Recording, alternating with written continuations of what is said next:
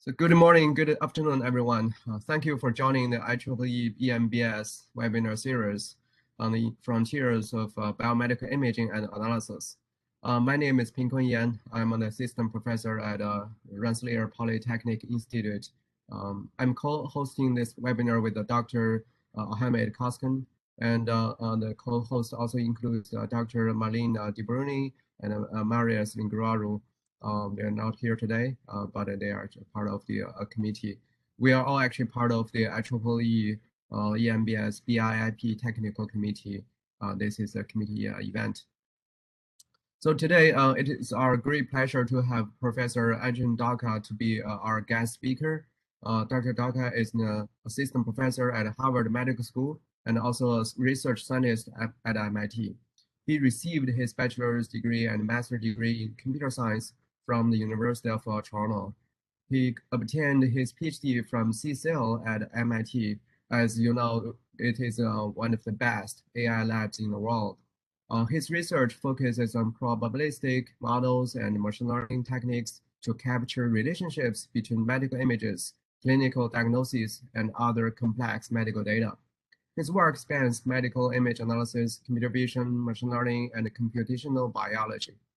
As many of you know, Dr. Dalca and his collaborators developed a series of medical image registration methods using deep learning techniques, starting from the seminal work of voxelmorph, now extend to hypermorph, CMorph, etc. Very exciting serious work. Today, Dr. Dalca will speak about his latest research. Without further ado, let's welcome our speaker. Thank you. Thank you. Thanks for the introduction, for having me here, and for everybody joining, from what I understand, from all over the world. So hopefully it's not nighttime for a lot of people. But so I'm going to talk about kind of the latest of our work in machine learning for image registration. I'm going to give a brief kind of overview of everything just to kind of set the stage first. And I'm going to show a lot of brain images because we mostly work with brain images, but almost everything I talk about applies broadly to any medical image analysis task. And we have also applied these broadly. So it likely applies to what you're working on. And the story of all of this actually starts a little bit back in my PhD, I don't know, about 5 years ago or so, where we had this really exciting collaboration with neurologists at MGH who basically were looking at images of stroke patients. And we had a lot of data, and we really wanted to build sophisticated, fancy models to analyze these data. And so we started off with simple segmentation strategies, segment pathology like stroke, or segment general disease in the brain, things like that. And then we wanted to look at how does this, is that better? Is my voice, is that better? Seems better, yeah, thank you. Okay, so then we wanted to look at how this disease changes with time, or how it changes in the population, or how it correlates with other variables, things like that. And so we wanted to build sort of bigger and bigger models for this. And we even had models that looked at predicting how the disease will change as a function of the health of the patient. So if I have a scan and some disease map, how will that change in the future, right? And so we wanted to build these sophisticated models, but underlying all of this was image registration.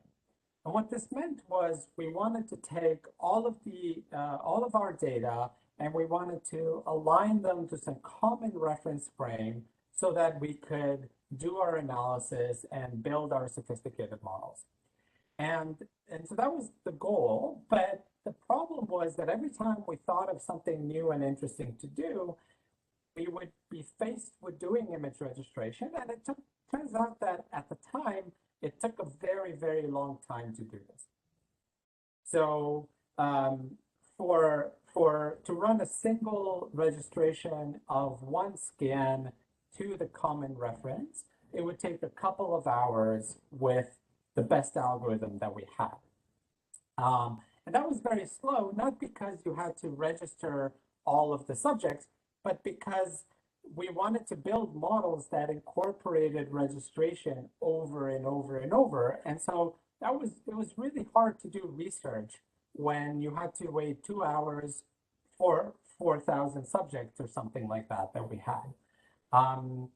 So that was kind of slow. Now, everything I'm going to talk about today is started off with developing a method that will make this really fast.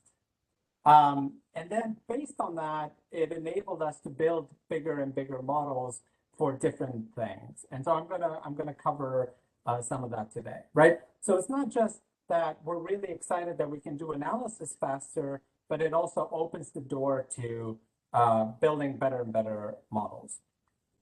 So as an outline, I'm going to first introduce registration and how we use deep learning to solve registration. And then I'm going to talk about a bunch of different exciting sort of extensions or different projects that I think were enabled by using machine learning for registration and are opening the doors to new analyses. And before I move on, does this sound okay? Because there was a problem a couple minutes ago. Sound? Yeah, I think it gets better. Yeah. Okay. Thank you. Okay, I just wanted to make sure. Okay. So let's see. All right, so registration. Just to be clear that we're all on the same page, when I say image registration, I mean the following problem. Given two images, we want to find a deformation field that aligns one image to the other. It's essentially this correspondence field that maps every voxel in one image to every voxel in the other image. So it's a very fundamental problem in medical image analysis. It's used in a lot of scenarios. So we want to often register a bunch of different scans to a template. This enables us to do analysis. A lot of the times we want to register one scan to the other, maybe from one patient to another, maybe from a previous scan to a current scan, so that we see how some things have changed, maybe before surgery and after surgery or during surgery to see how the surgery went, maybe a tumor resection or something like that. We often want to use registration to propagate data. So we want to propagate, for example, annotation, segmentation, that sort of thing from one scan to another. The interesting thing to me is that it's also very related to other tasks. Computer vision has optical flow or tracking. Computational biology has sequence alignment that is often used. Actually, that's kind of where I started my research. So it's really a fundamental problem that you see all over the place. And because it's so fundamental, there's been a lot of work on it over the years. So usually the way this is done is there's a pairwise optimization procedure. Given two images, you want to find the deformation field that matches the images, but is also regular in some way. So there's this optimization cost that we try to optimize with these two terms. One of them is an image matching term. The other one is a smoothness or regularization term.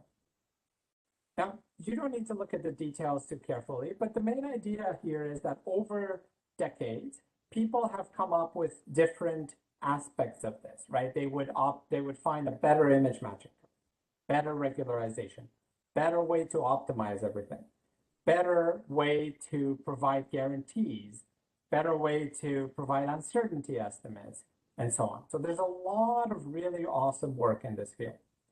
But the problem is, every time you get a new image pair, you have to run this optimization from scratch. And that turns out to be a problem because if you have to run thousands and thousands of scans, it's a little bit weird that you don't learn anything from your previous optimizations. And so this is kind of where machine learning came in, maybe about, I want to say 3-4 years ago. And the idea was, well, why don't we treat this as a regression problem, right? So given two images, we're going to push them through a black box of some sort, nowadays a convolutional neural network, and we want to get the deformation field out. And it would just be a single pass. So no optimization at test time. You just get two images, you get the deformation field out. And that essentially learns from a lot of data. So that's a good thing. It's going to be fast. But the question is, how do we train this? How do we teach this network to do that? And so the first few methods were supervised. They basically put some neural network, usually something like a unit, but it doesn't really matter, a neural network in the middle, and they required ground truth data. They said, okay, we want to have training data where it's the image pairs and some example deformation that warps these two. And so you had to have the deformations from somewhere. But once you had those deformations, you could train this in a supervised fashion with a very simple loss function, something like mean squared error between what the network gives you and the ground truth. So this worked, but it was very cumbersome, right? You had to get these deformations somehow, and that required a lot of overhead. It wasn't really easy to use these networks. And so this is around the time when we kind of got excited about the idea of, could we train these networks in an unsupervised fashion? Could we train these networks without ground truth?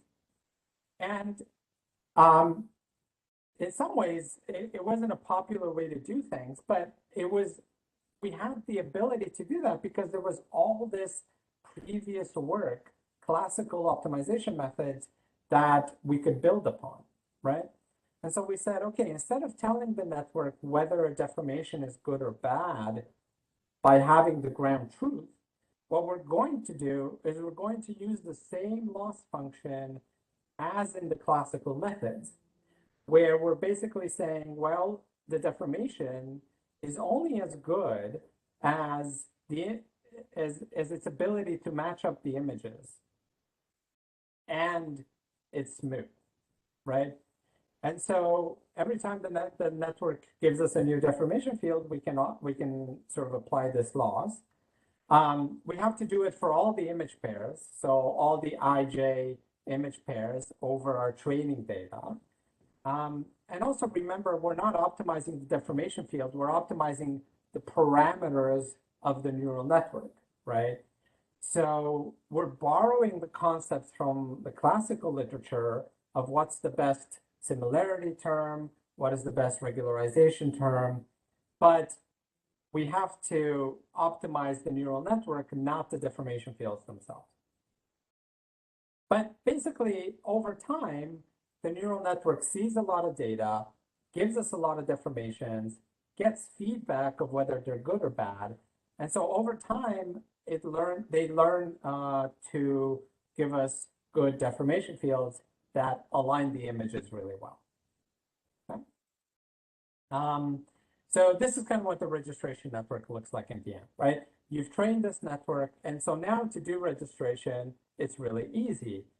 Get your two images, you push them through the neural network, whatever it is, you get your deformation, and you're done. So that was sort of the first attempt we had at this. It was completely unsupervised, which is really nice because you didn't need any ground truth, you didn't need annotations or anything. Now the question is, does this actually work? And so the very first results we were happy with, but what we were really excited about was the runtime, right? So the classical methods on a CPU took a couple hours for the best method we used, tens of minutes, for other methods. Whereas these methods, once you've trained them, Ours was called voxelmorph, is called voxelmorph. And so once you train it, it would take less than a minute, which was really exciting. That was on the CPU. And then on the GPU, it would take less than a second. So, again, we were really excited that you could do things fast, but we first needed to make sure it's accurate. And then we wanted to look at what can we do with this now that it's fast? Could we build fancier models that could do more things? Now, how do we know if the image registration is any good? You can't just look at the images. That can be very misleading because you could have really weird deformation fields, right? And so the way we make sure is we annotate some anatomy on the brain. We look at the moving scan and the fixed scan, the two original scans, right? So we have the annotations here. And then once we register the scans, we also propagate the annotations, right? So here we went from the moving scan to the moved, and then we compare it with the fixed scan. And you can see that the anatomy matches after registration, right? And that's good. So that means that the registration is good. The ventricles match, the hippocampi match. But we want to do this quantitatively, right? So we looked at a bunch of different structures in the brain. Here, higher is better. We're measuring volume overlap using DICE. So higher is better. Yellow is voxelmorph. Orange is the baseline. The takeaway for us in every experiment we had was that the methods kind of get the same accuracy, okay? Roughly the same. But voxelmorph did it in orders of magnitude faster. And so we got really excited because now we said, okay, how can we improve this and still kind of be fast? Or how can we do new things with these methods that we couldn't do before? And so this is where we get into analyzing and extending these methods. All right, so the initial properties, methods, voxelmorph was fast. I also didn't talk about this, but you can build topology guarantees. So you essentially make sure that deformation fields are invertible and that anatomies don't get sort of transformed in a funny way. You can get uncertainty measures, so you can say where you're sure and where you're not sure about the registration. There's other kind of theoretical aspects you can analyze, such as the amortization. So how well can you learn? And this was a question that came up actually over and over, where people would say, well, this is great, but it takes me, do I need a lot of data? Do I need to gather thousands and thousands of images? So we looked at this as a careful analysis, right? So how much data do you actually need to train one of these models? And here I have this very simple graph, and we trained models with 10 training images, 25, 50, or 100. And we took away all the bells and whistles from the models. So no batch norm or dropout, no augmentation, nothing. We just wanted to see the very bare bones architecture. And what we found was that after getting to about 50 images in your training data, you were basically at the state of the art, which is the black line. So you very quickly got to the state of the art. You didn't need thousands of images to train this model. Now, as I said, this was without any bells and whistles. As you added more things like data augmentation and so on, you got better results. But also, even with 10 images, you got pretty close to the state of the art.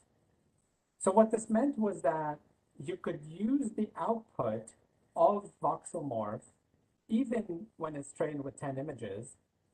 And then you could use that as an initialization and optimize the registration just a little bit more for just a few seconds. And then you would get to the state of the art. So basically, the kind of takeaway here was that you didn't need a lot of training data. even just seeing 10 images, 10 image pairs was already enough for these learning methods to start generalizing, which was really quite exciting. The other question we got very often was, well, I really care about analyzing a very particular region of let's say the brain, right? So let's say I really care about analyzing the hippocampus. How do I tell the network? How do I tell the algorithm that, you know, it should really focus on the hippocampus? And so it actually turns out that in a learning framework, this is quite easy. If you have the hippocampus, let's say, or whatever anatomy you care about, segmented, even in just a few images at train time, you can add that as a loss function. So you're basically telling the network, hey, make sure you register these images, but not just the full images, but make sure you focus on the anatomy I care about, okay? And so this is just the loss function. The neural network doesn't need to see the segmentations, but over time, it learns where the important segmentations are.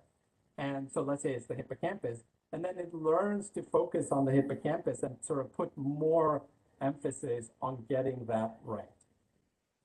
And with just this little change, we noticed substantial improvement.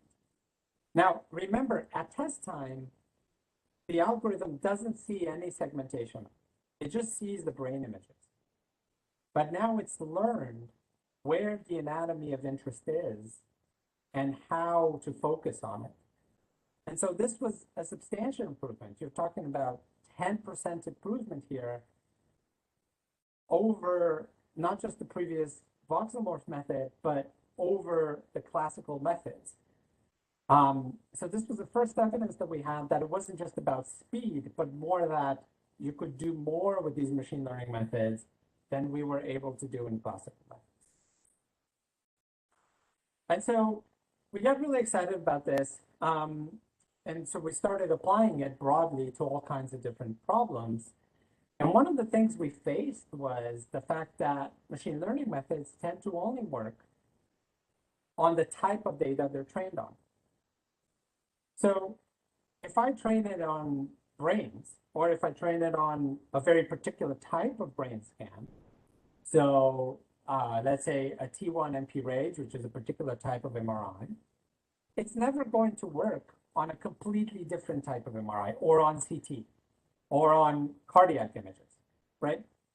These networks are quite dependent on the data that they see. Even if you do data augmentation and things like that, it doesn't quite help them sufficiently so that you can completely change your domain. And so this was annoying because every time someone wanted to use something like voxelmorph, they would say, well, okay, but now I need to train. I need to wait a day, which overall is annoying. It's still faster in the long term than using classical methods, but it's, you know, a challenge. So we thought, how do we deal with this? Now, this is a general machine learning problem, right? If you have segmentation, if you have prediction of diagnosis, it's the same issue. So how do we deal with this? And this is how we came up with a project called SynthMorph. It's actually a series of projects, SynthSeg and others. And the idea is based on trying to eliminate image data from training. What we're going to do instead is we're going to synthesize all of our data.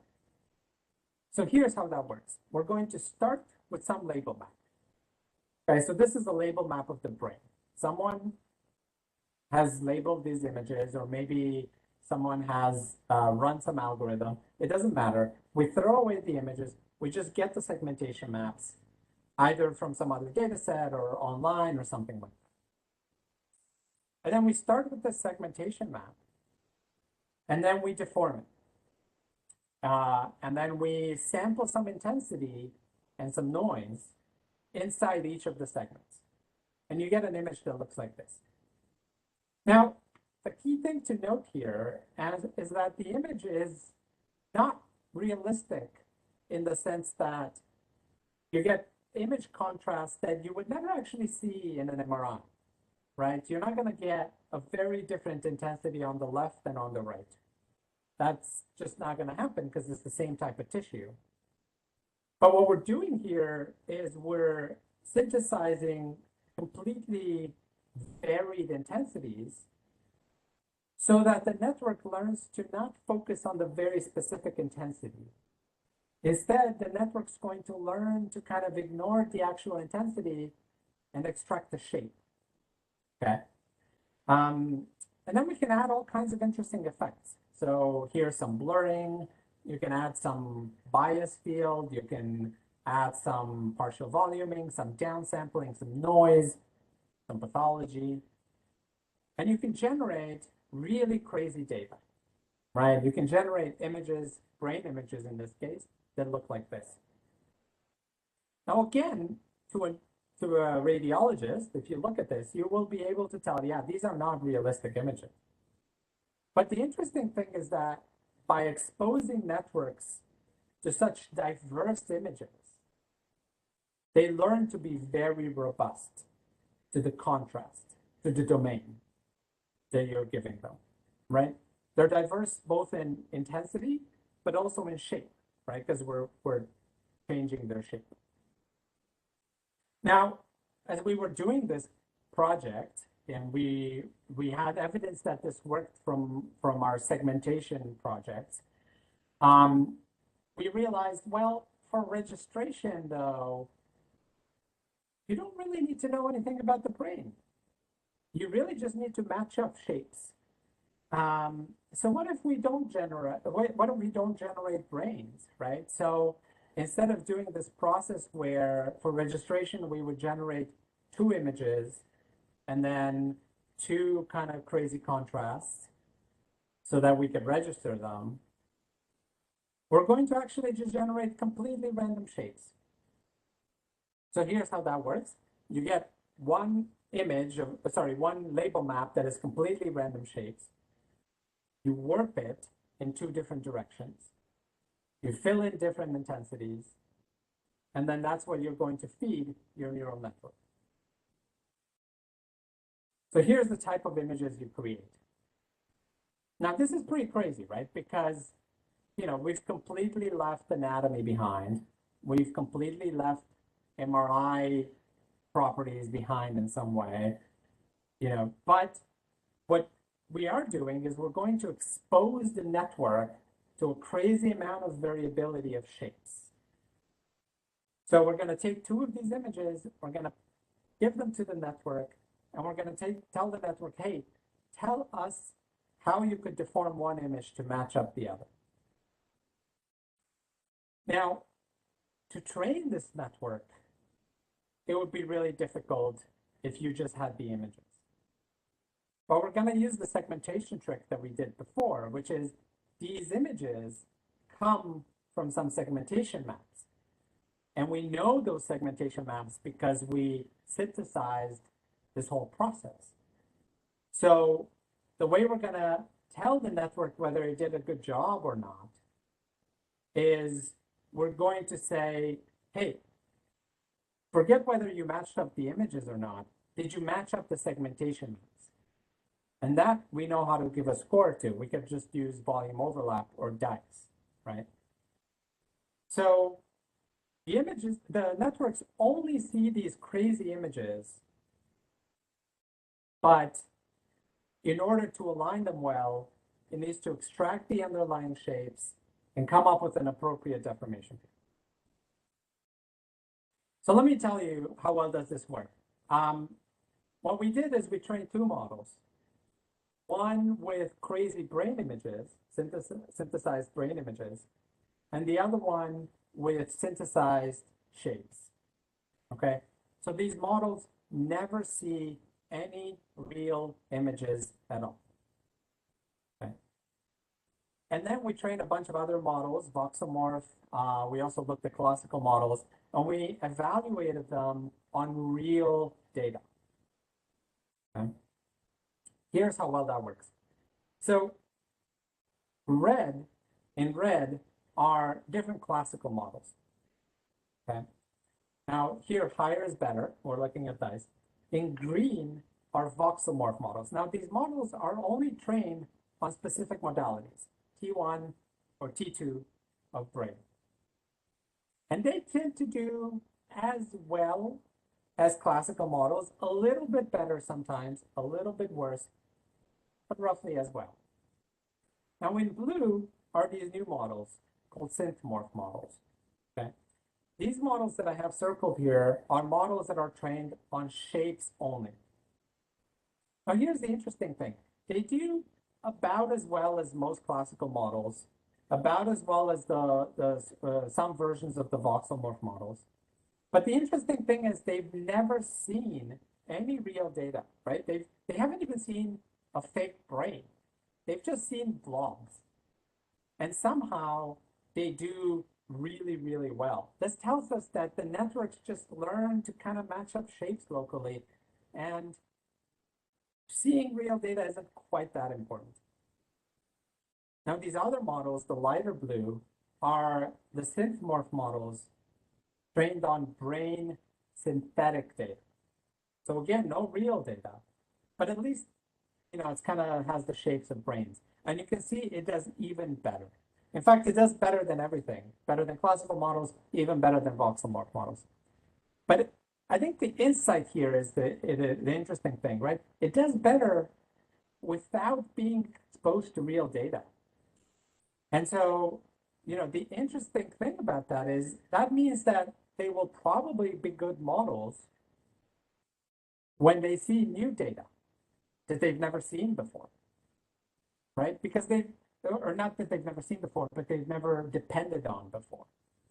So here's what happens when I bring in a new modality, a modality that, I didn't have during training of voxelmorph.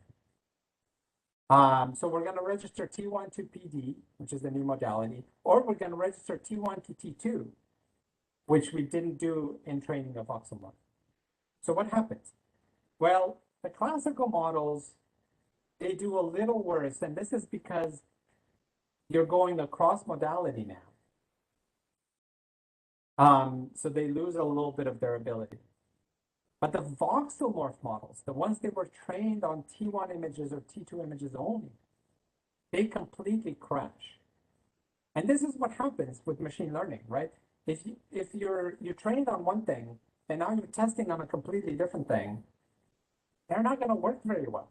So the green curves completely collapse, right?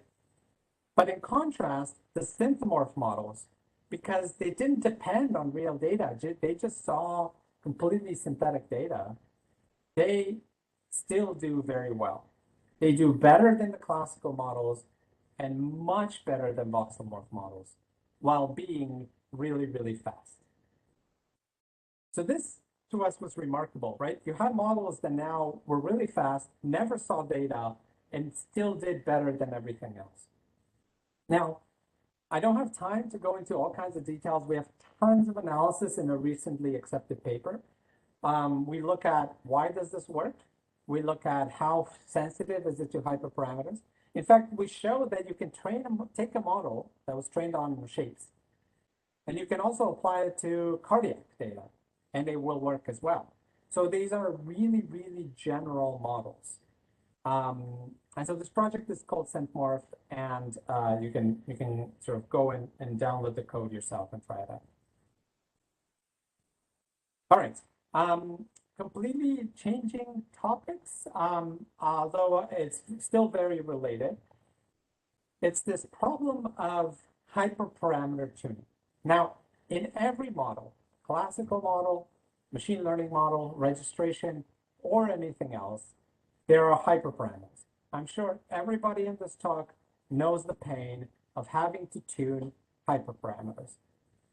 And I'm going to focus here on registration, and I'm going to focus on one particular hyperparameter just to tell you the story. But everything I say applies broadly to medical imaging, to machine learning, and to all kinds of hyperparameters. But in registration, there's this one hyperparameter that has plagued the field for decades, which is this balancing term, right? A balancing hyperparameter between the image similarity and the smoothness. Okay? So I'm going to call this lambda. And you have to tune it all the time in all kinds of scenarios. And the way it usually works, for example, in the machine learning strategy, is you try a bunch of different values. You train a bunch of different models, each for each value. You wait a long time. You take over a bunch of GPUs. You annoy all your colleagues.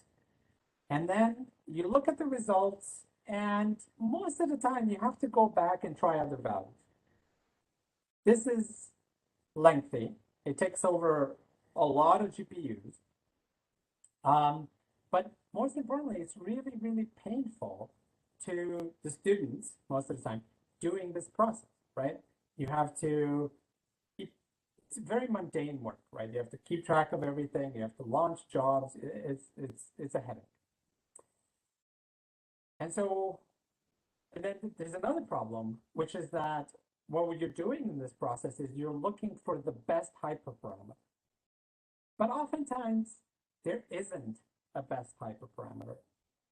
So if we look at how well the dice versus the hyperparameter does, here's a curve. And you might say, oh, great, the best hyperparameter value is 0.25, right? But this was for one data set. If we look at a different data set, same image type, same brain MRI of a particular modality, it turns out there's a different hyperparameter value that's good. And if you look at a different data set, different optimal hyperparameter. In fact, if you care about one structure versus another, it might be a different hyperparameter value. And so there's a problem here. One, it takes an awful long time, GPU time, human effort, but also you're kind of limiting yourself when you're finding an optimal hyperparameter. So what we're going to do instead is we're going to provide a strategy that doesn't give you the optimal hyperparameter value, but it gives you a way to tune the hyperparameters very fast with no or limited, very, very, very limited computation and very, very limited headaches, right? We're going to eliminate the process of training data over and over and over. And the way we're going to do that is we're going to learn a single model that we call hypermorph. And this model will learn the effect of the hyperparameter on registration. Okay, so let me tell you how this works. Now here is a standard registration framework. This is just a normal voxelmorph. You get your images, your registration, your deformation, and then you compute your loss function. Now what we're going to do is we're going to, instead of setting the hyperparameter value, we're going to use it as input. So what this is going to do is it's going to tell the network how it should change the deformation field based on the hyperparameter value. So let's say the hyperparameter value is low, meaning we don't care about image smoothness. Deformation smoothness, right? We don't care about smoothness. So the registration network is going to say, oh, the hyperparameter value is low. I'm going to give you a deformation field that really matches up the images. If the hyperparameter value is high, that means the registration network is going to say, oh, you only care about smoothness. I'm going to ignore the image matching term, and I'm going to give you a very smooth deformation field. So the registration network learns the effect of the hyperparameter value on the deformation field. Now, mechanistically, the way we do this is we actually use a little hypernetwork. Now, a hypernetwork is basically just a normal neural network, takes in the hyperparameter value, but what it outputs is interesting. It outputs the weights of the registration network. right? So it's essentially modulating the registration network in response to the hyperparameter. So it's an interesting little sort of technical thing. I invite people to either look at the paper or ask questions for details on how that works. Now, it's important to note that the hypernetwork is the only thing that has learnable parameters here. Okay. So now, let's see how that works. Now, I told you there's this one important hyperparameter value, right, for registration. Now, the problem is this has infinite range. Okay, it goes from 0 to infinity. So just for our purposes, we're going to normalize this. We're going to have the hyperparameter value lambda for the regularization, but then we're going to have 1 minus lambda in front of the first term. So now it goes between 0 and 1, right? It's just a small trick to have the hyperparameter value range be limited, okay, to 0 and 1. Okay, so how does this work? Well, let's see. First, we train a bunch of voxelmorph models, 10 voxelmorph models, one for each hyperparameter value between 0 and 1. Okay. Now, if you train 3D large voxelmorph models to work really, really well, so you wait until conversions, you bring out all the tricks, it's going to take about 4 days per model. So we're talking about 40 GPU days for these baseline models. Now that's a lot. You could parallelize them, of course, but then you'll take over a lot of GPUs. It's a lengthy process. It's a headache. Now, we trained as a comparison a single hypermorph model, and then we look at how it performs. And it turns out a single hypermorph model matches this curve perfectly. And we try this for different loss functions and so on, and it always is able to match the baselines. Now, that's promising, but how fast is it to train, right? Because you're training a really large model conceptually. So if it turns out it's a little bit slower than a single voxelmorph model. So maybe 1.5 to 2x. But of course, you have to train 10 voxelmorph models. In fact, most of the time, you end up training more. And so a single hypermorph model is now actually really, really fast in training. And what I can't show in this graph is the headache that it saves, right? Because you don't need to train different models, keep track of them and analyze them, go back and so on. You just train one model. Now, it's fast to train.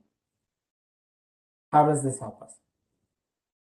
Well, first of all, one cool thing now is that you can interactively tune a hyperparameter, right? Because it's all one single model. And as soon as you change the hyperparameter value, it can, in almost real time, go through the entire model and give you the prediction of the deformation field. So that's a neat tool for example, radiologists or analysts who would like to tune the hyperparameter value for a particular subject or for a particular data set manually, right? So this is something you couldn't really do before, because if you wanted to fine tune the hyperparameter value, well, you would need to train a new model, right?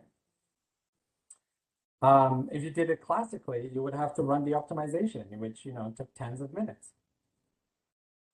But there's more than we can do. We could do automatic tuning of the hyperparameter value. How does that work? So let's say for every new data set, you've trained your hypermorph model, now you get a new data set. And in this data set, you have a few of the images are annotated. Okay, maybe they have some segmentations. So what you can do now is you take your model that you've already trained, you fix all the parameters, right? Everything is fixed. And now you run gradient descent on the hyperparameter value itself. And you say, what is the best hyperparameter value that's going to align my annotated images? This could be just a few images, 5 images or something like that. But you will very quickly get the optimal hyperparameter value without needing to retrain anything. So here's what that looks like. If you get, here's 4 different data sets, Abide, GSP, ADNI, NC, and you can very quickly see that the optimal hyperparameter value is different for different data sets. And so this is really important because if you took the hyperparameter value from GSP, you know, maybe from some other paper or somebody else did the analysis, but you are working with Abide, you actually would lose accuracy because you chose the wrong hyperparameter value. Hypermorph allows you to tune this very quickly. Same with the image modality. If you have different image modalities, you have to you have to choose different hyperparameter values, which again you can do really quickly with hypermorph. Different tasks have different optimal hyperparameter values. So if you use within subject versus across subject, different anatomy, as I said before, you need different hyperparameter values. And again, as before, there's a ton of analysis. If you look in the paper, we show that actually hypermorph models are very robust. There's something about the fact that they see different hyperparameter values that makes them much more robust to initialization and to training. We also have analysis of the size of the hypernetwork, the variability of the features, and so on. Again, very happy to answer questions about this. And okay, let's see how I'm doing on time. All right, so the last topic I'm going to cover is an example, not just of really exciting kind of technical directions like the synth stuff or the hyper stuff, but also very new application while being kind of within a machine learning framework. Sorry, not necessarily a new application. People have obviously done this before, but a new way to solve it. So this is about template construction. So a lot of the time in analysis, we want to register everybody and do analysis in a common reference frame. We call these templates or atlases.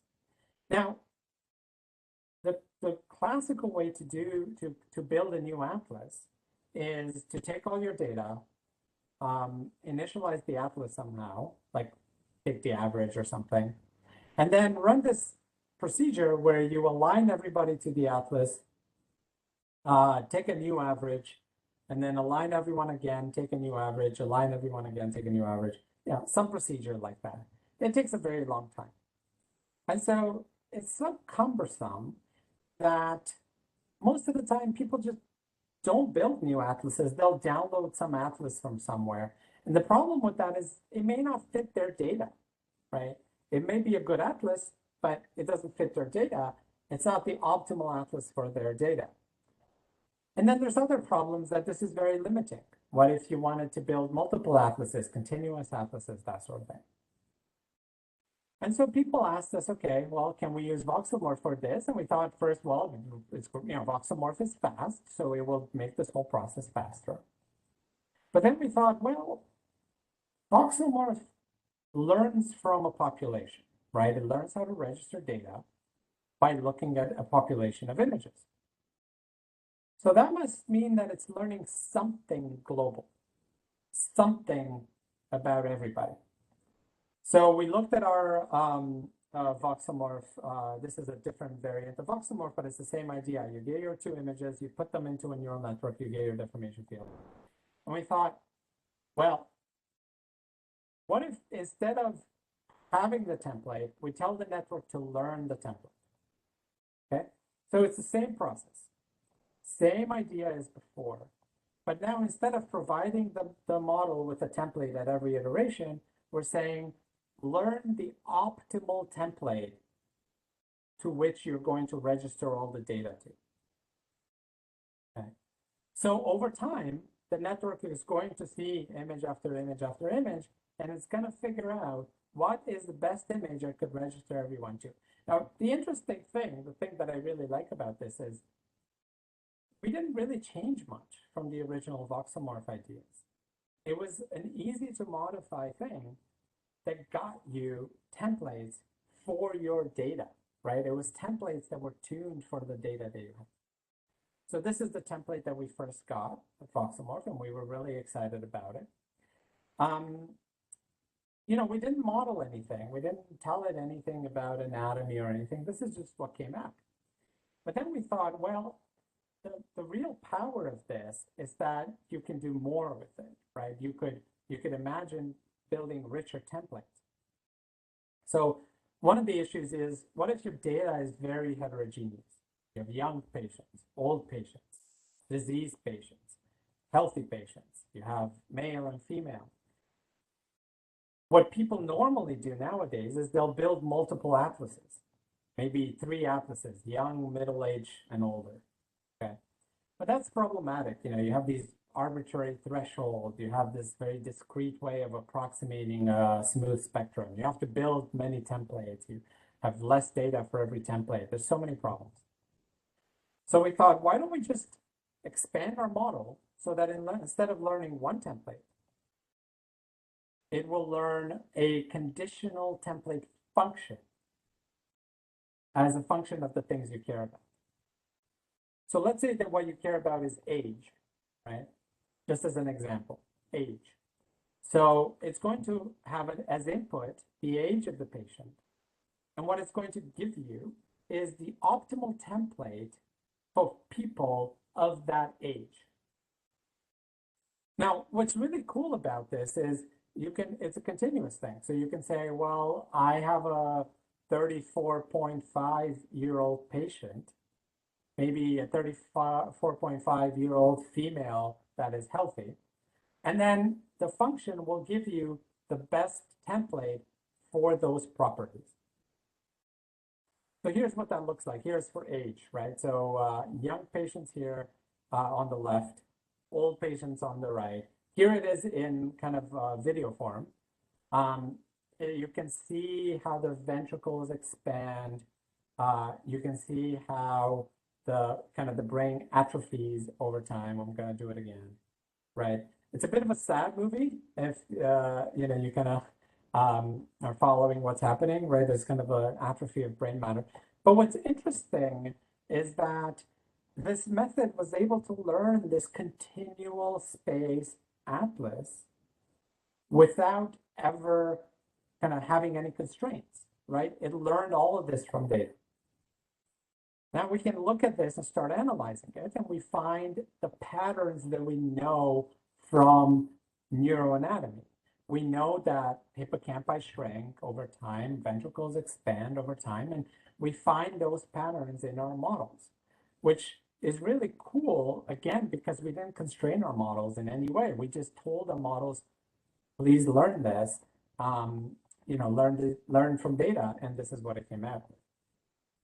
Now, you know, we are excited about tackling this in a variety of populations. We're looking at pediatric data where a lot changes really fast in sort of really young patients. We looked at expanding this model with conditional GANs, or adversarial networks, so that they're sharper, and so on. So there's a lot of kind of directions that we can take this for different data sets and different complications. All right, and so because I'm getting close to the end of time, I just want to acknowledge the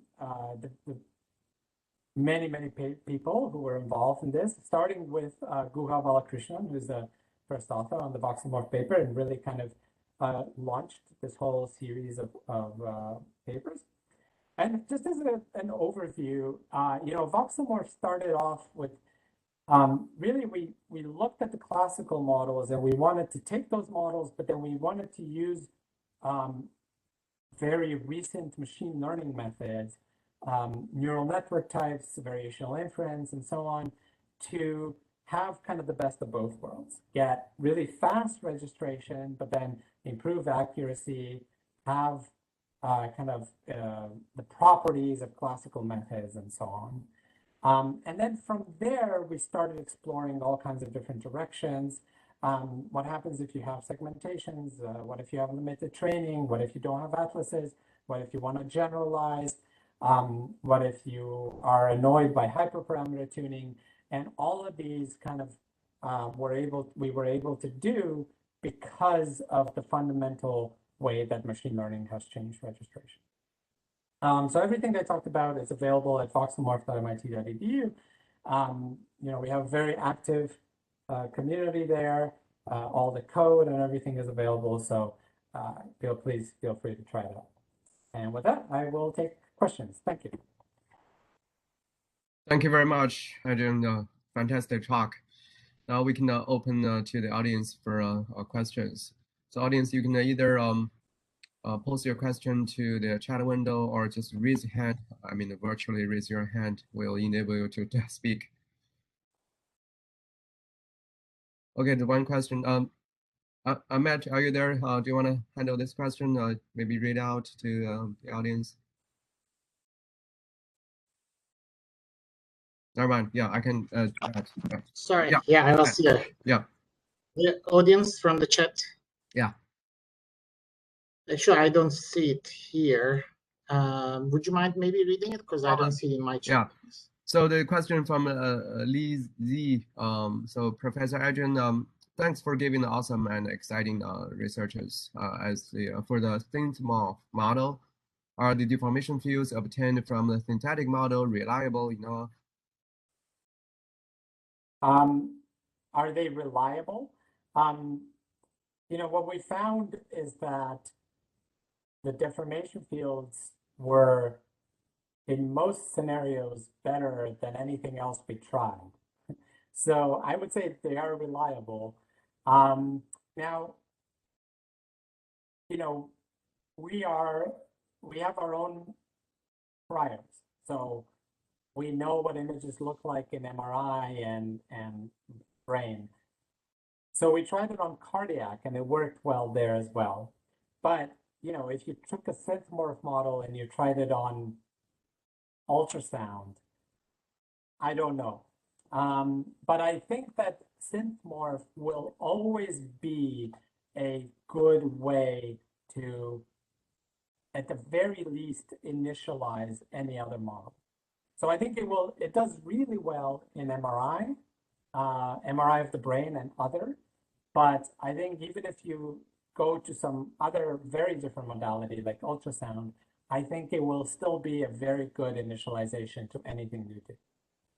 Okay, thank you. Actually, I have a question regarding the deep learning-based image registration versus the traditional methods.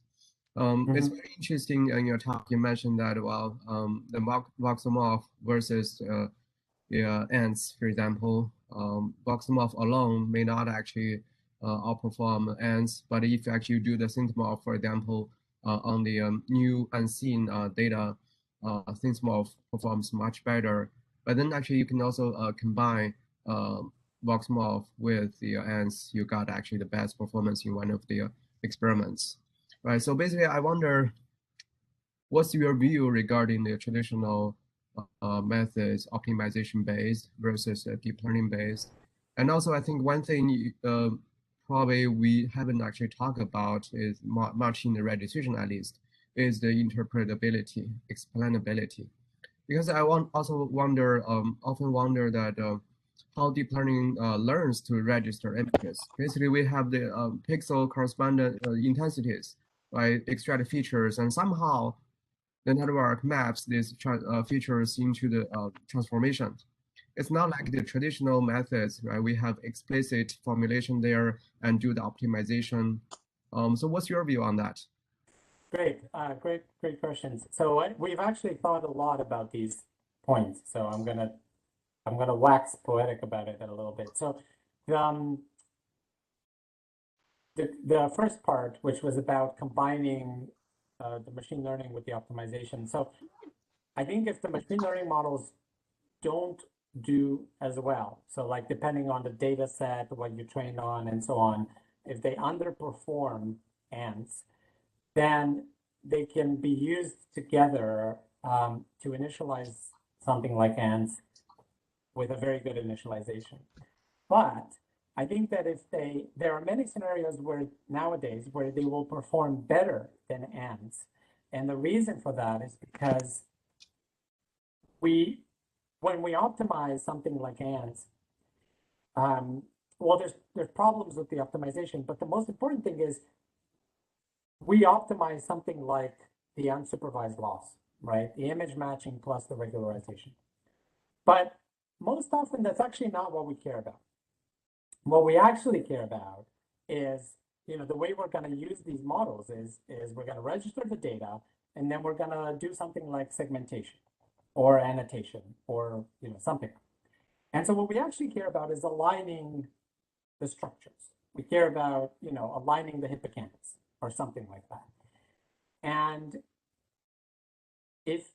so models like SynthMorph, what they actually do underneath the hood, I think, is that they learn where structures are and they force the underlying registration to match those structures. That's something ants cannot do because sometimes, the hippocampus is noisy. So, it's going to make a trade-off between smoothness and image matching. But the networks, they have an advantage. They've seen the segmentations during training, so they know a little more, And so they have this kind of advantage where they know that, yeah, I care about regularization, I care about image matching, but what I really care about is the anatomy. And so they have a little bit of an advantage there. So I think that in some scenarios, that's why they do better. Like SynthMorph can do 2, 3 dice, 4 dice points better than ANTs because of that. Because they know that it's all about the underlying structures. Now, you bring up a good point. How do they do this? So one thing I like about registration is it's a little less black box than everything else, because at the end of the day, you produce a deformation field. So you can still interpret the output, compared to if you're just doing diagnosis, right? If you're just doing diagnosis, it's like you put something in and you get a 0 or a 1. And I don't know how to interpret that. But at least Voxelmorph at least gives you a deformation field. And so it doesn't just give you another image, it doesn't give you a worked image, right? It gives you a deformation field which you can interpret, which you can look at the properties of. But looking at the actual network as well, we've done quite a bit of this. So I think their network does 2 things. So it extracts features, like you said, but I think it does 2 things. One of them is figures out the difference between the images. So, if you take edge maps and then you blur the edge maps, eventually the edge maps overlap. And that tells you about how shifted images are. And so I think it extracts features to figure out these differences. So we did, some informal looking at that. And then the other thing is, once it figures out the differences, it needs to create the deformation field, right? And these are different tasks. One of them is figure out how they're different, and the other one is actually synthesize the deformation field. And it turns out you could actually separate the network into 2 parts, and it will do these 2 parts. So it's a little bit black box, but I would say that it's a little more interpretable than something like Alzheimer's diagnosis. You can interpret a little bit of what it does, more so than before. So yeah, those are my thoughts. Yeah, great. Yeah, thank you for sharing your thoughts. Very nice. Thank you. I have also actually one question. This was great talk, especially those random images labeling the training, which was really smart idea. I'd like to congratulate. So I have a quick question about 3D. So do you have specificity or sensitivity differences across the 3D reconstructions? Because the amount of brain matter may differ, right? From middle to the bottom or the top, right? Mm-hmm. So do you see any differences, or the model is basically independent of 3D is very good, or there's a basically dependence? So I'm sorry, I should have said this at the beginning. Everything I showed, everything is 3D, everything. So obviously I can only show the 2D image, but it's all the results, everything is 3D. We went you know, we were very careful when we designed shapes to have a very high variance. So sometimes it's small shape, sometimes it's big shape, sometimes it's long shape, sometimes it's, you know, so that we expose the network to the entire variability. That way, when it sees a brain, there's nothing new. And so that was our intuition. It seems like it worked. I'm not sure that it's, you know, I don't think that we're generating those shape images the best. Like there are probably improvements we can do. And so that it's more robust and so on. But honestly, those images are basically the first attempt we had, and it worked, right? So, but yeah, everything I did was everything we did. Nice. Sorry, I didn't do any of this. That you know, all the postdocs and students, but everything was 3D. Great, thanks. And there's one more or two more questions, I think. One is, have you tried any of these methods on ophthalmic images? So we have not, but actually, so like I said, we have, you know, all the code is available, and a lot of people have used voxelmorph for ophthalmic images, because, you know, they came on the forum and they asked questions and they showed examples of the images and so on. So it has certainly been used. It's probably been my biggest surprise how widely it's been used. It's been used in like, you know, tectonic images and like images of chemical reactions. And so but also, yeah, variety of ophthalmic images. So yes, we haven't, but others have. Exciting. And another question from Ricardo. Thanks, Professor Adrian. If our MRI data lack of contrast, for example, the contrast between white matter and gray matter is relatively low, could voxelmorph handle on such data set and Yeah. capture the deformation between subjects? Fantastic question. So I think the original voxelmorph will do as well as something like ants on that. But I think synthmorph will actually do better. And the reason is because in synthmorph, you will synthesize images sometimes that have very low contrast between white and gray matter, for example. And yet, the network will learn to register them very well, because remember, the loss is on the actual anatomy. So synthmorph will be more robust to low contrast than voxelmorph or classical models. So to your question, yes, I think it will work. In fact, we have worked a lot with these stroke images, flare data, where there is actually very little contrast between white and gray matter. And they do well. In fact, so there's some slides I intend to show, but I didn't have time here, where there's, I think, a 6 dice improvement in those data compared to classical methods. Right. And another question, Shinru Song is asking, thank you for the presentation. Have you cooperated with clinicians to test the algorithm clinically?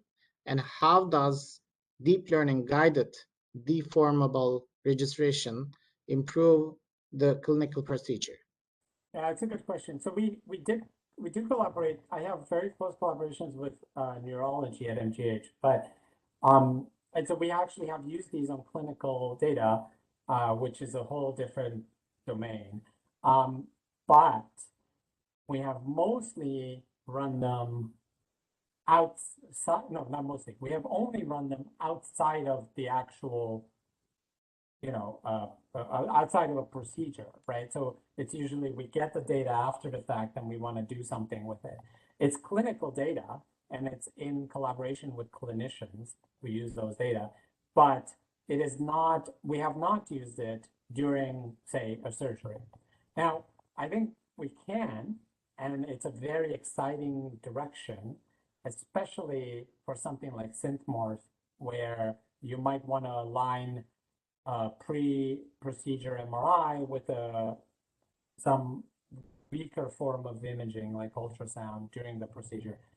But we have not yet. And it's really just a matter of the fact that, we don't have the manpower to do it. I mean, in the sense that I'd be very excited to do that. But yeah, we have not done it. Great. I think this is the questions that we see currently. Okay, great. Yeah, thank you very much. Thank you again, Adrian, for the wonderful talk. And I'd like to also thank everyone for attending the session. So please stay tuned. More exciting talks are coming on the way. So yeah, thank you very much, and stay in touch. Thank you, Adrian. Thanks for the invitation. Thank you. All right, Bye. take care. Yeah, bye.